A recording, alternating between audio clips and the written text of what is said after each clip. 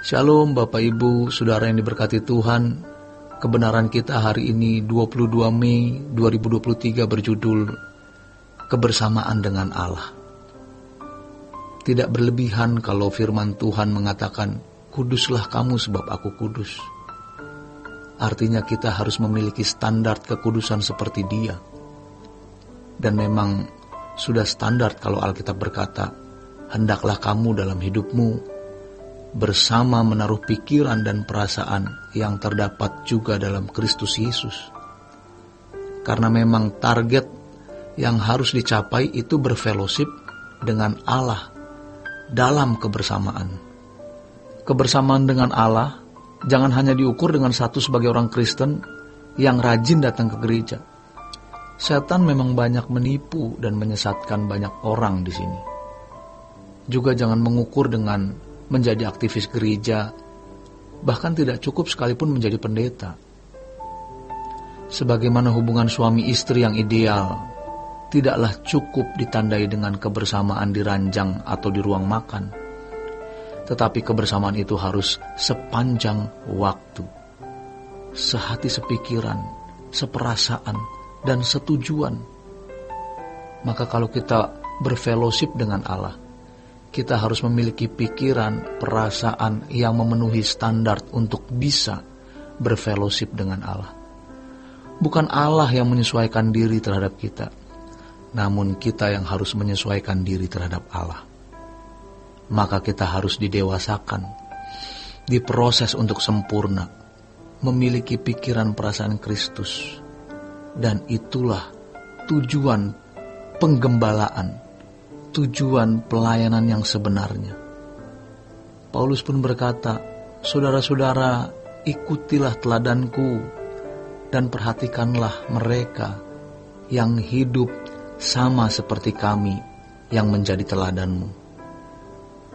Di sepanjang perjalanan sejarah gereja, pasti selalu ada orang-orang yang bisa menjadi teladan, walaupun itu makin sukar ditemukan. Jangan main-main dengan hidup. Kita bukan binatang atau makhluk lain. Kita adalah manusia yang diberi potensi untuk bersekutu dengan Allah. Dan Tuhan memberi kita akses untuk sampai kepada Bapa. Coba kita merenung dan berpikir mengenai orang-orang yang mengambil keputusan bunuh diri. Betapa bodohnya. Dia pikir semua masalah akan selesai dengan bunuh diri itu. Padahal ternyata di balik kubur ada kesadaran kekal. Dan betapa menyesalnya orang yang bunuh diri ini ketika kekecewaan yang mendera hidupnya, dia pikir akan lewat. Namun ternyata itu tidak ada artinya. Waktu dia meninggal dan melihat kekekalan, ada ketakutan dan kengerian kekal, sehingga dia tidak akan sempat lagi berpikir tentang orang-orang yang masih hidup.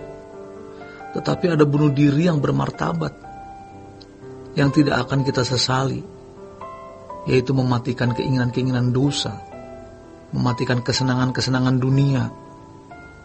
Ketika kita mengikat janji dengan Tuhan, aku mau mematikan semua, aku berjanji hidup suci, Tuhan. Aku berjanji tidak mengingini dunia lagi. Itu seperti orang bunuh diri. Tetapi disitulah kita akan menemukan Allah yang hidup. Keuntungan menjadi manusia adalah diberi kemampuan untuk bersekutu dengan Allah. Dengan kata lain, kita diberi kesempatan untuk memiliki Allah. Dan itu bisa kita miliki kalau kita mematikan segala keinginan dosa. Memiliki persekutuan dengan Allah membuat kita memiliki sukacita, kebahagiaan, kebebasan, lebih dari apapun yang bisa kita pikirkan dan bayangkan.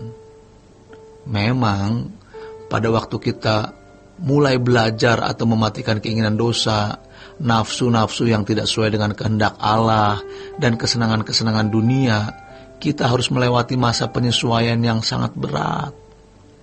Tetapi makin hari, pasti makin bisa. Semua orang yang dibiasakan itu bisa. Semua yang dilatih bisa membuat kita ahli. Jadi jangan membuang waktu sia-sia. Ada keuntungan yang nilainya kekal. Namun tentu harus diusahakan, harus dilatih.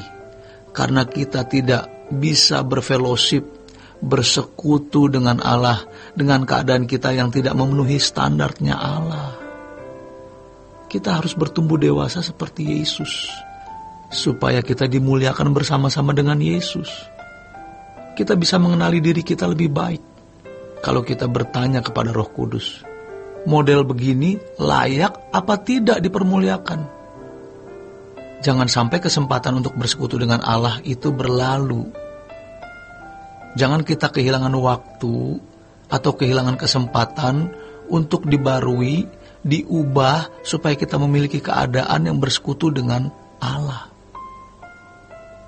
Sementara setan berusaha untuk menipu banyak orang Kristen dengan menghembuskan ide seakan-akan Allah itu selalu memiliki toleransi. Jadi kalau kita ikut Tuhan Yesus harus menderita. Itu bukan karena Bapa senang kita menderita, bukan. Tetapi karena Bapa ingin kita berubah, maka kita diproses. Bukan mau menyakiti kita, seperti tangan dokter yang memegang pisau untuk membedah tubuh kita, untuk mengambil tumor yang ada di dalam tubuh kita. Jadi jangan mencurigai Allah. Kita harus mengikat janji dengan Tuhan. Kita tidak mau mempunyai kesenangan dunia lagi, tapi kita mau bekerja untuk Tuhan. Hidup kita, nyawa kita, darah kita, uang kita, semua yang kita miliki untuk pelayanan bagi Tuhan. Maka ini puncaknya, dimanapun kita berada, kita dalam keadaan selalu bersekutu dengan Allah. Kita harus selalu menjaga hadirat Tuhan. Demikian kebenaran kita hari ini. Selamat berjuang, bersekutu dengan Allah. Sola Gracia.